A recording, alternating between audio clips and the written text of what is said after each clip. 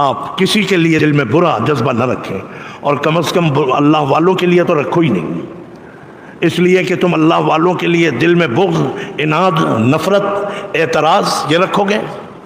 شکایت ہونے میں کوئی حرج نہیں ہے، اگر آپ کو کسی شیخ الحدیث سے، اللہ والے سے شکایت ہو جائے تو کوئی گناہ نہیں ہے۔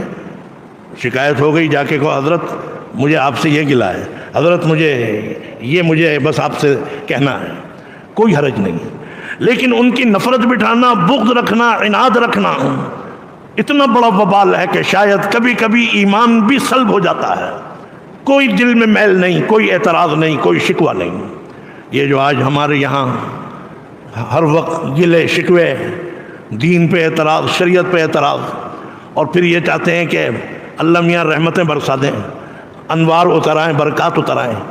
اپنی پہلے اصلاح تو کر لو، اپنے آپ کو درست تو کر لو۔ تو اس کا مطلب یہ ہے